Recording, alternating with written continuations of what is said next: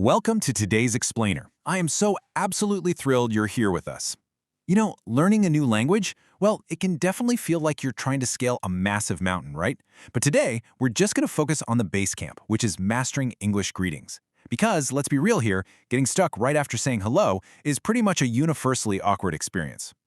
I mean, we've all been there, right? You walk into a room, you lock eyes with someone, and suddenly, boom, your mind goes completely blank. So how do you break the ice? That incredibly awkward silence when you meet someone new, or maybe even run into an old acquaintance. It's just so relatable. But hey, don't worry. You could think of this explainer as your ultimate conversational toolkit. By the end of our time together, that awkward silence is going to be a thing of the past. Okay, let's quickly dive into our agenda for today so you know exactly what to expect. First, we'll look at formal versus informal greetings. Then, we're going to cover 5 essential conversation patterns. After that, we jump into the conversation challenge. And finally, we'll wrap up with your speaking practice. All right, let's jump straight into Section 1, formal versus informal greetings. Okay, so before you even open your mouth to speak, you absolutely have to read the room. Establishing the rules of engagement and really understanding your context, that's the critical foundation of literally any good conversation. Now notice the stark contrast we have going on here. On the formal side, we're talking about contexts like job interviews, speaking to a professor, or maybe addressing an important client. You've got good morning, good afternoon, good evening, and nice to meet you. These are super safe, polite, and respectful. But jump over to the informal side and the energy completely changes. Hi, hello, hey, what's up, and how's it going are your everyday go-to greetings. This is exactly what you'll use with friends, family, and just casual acquaintances. Choosing the right greeting right off the bat immediately sets the perfect tone for your interaction. Let's move right along to Section 2, 5 essential conversation patterns. I'm going to put on my conversational coach hat here for a second, because we aren't just going to look at single words anymore. No way. We're going to take those words and build them into really reliable, repeatable phrases. Think of pattern 1 kind of like a tennis match. You start with the serve. Hi, how's it going? Then they hit the return. Pretty good, how about you? And finally, you finish with a nice little volley back. I'm doing great. See what happens there? You answer the question, but you immediately bounce that energy back to the other person by asking, how about you? Now, pattern 2 is your absolute go-to for encountering strangers. You start off with a simple, nice to meet you.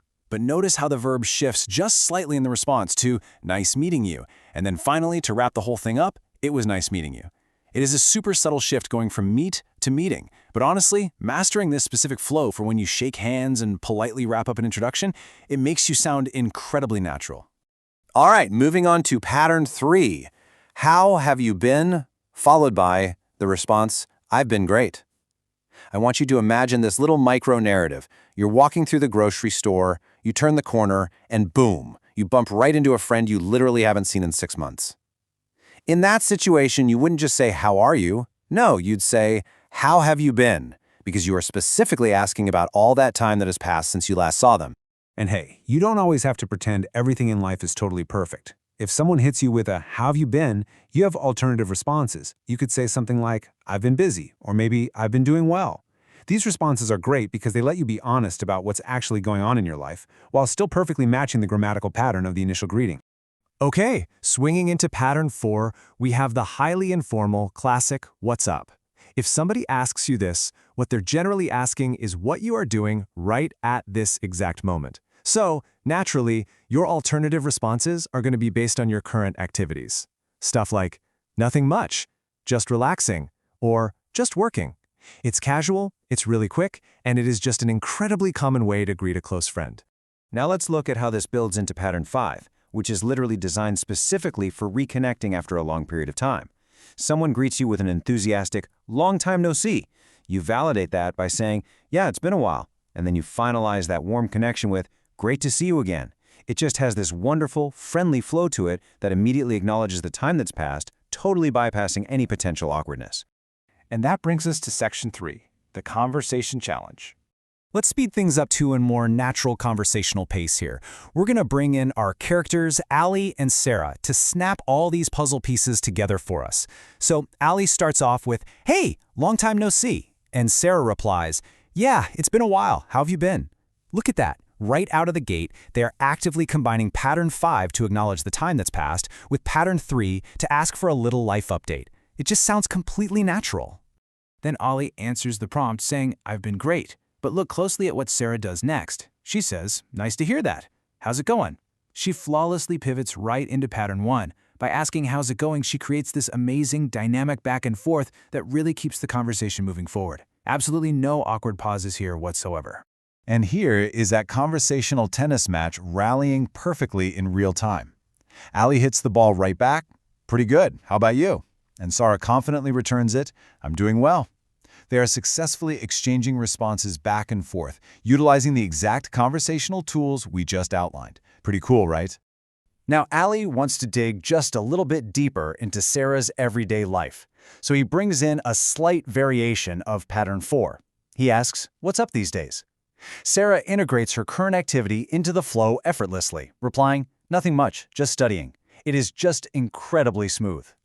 But, eventually the conversation does have to end. You can't just silently walk away from someone. So Ali initiates the wrap-up using elements from those earlier patterns we looked at.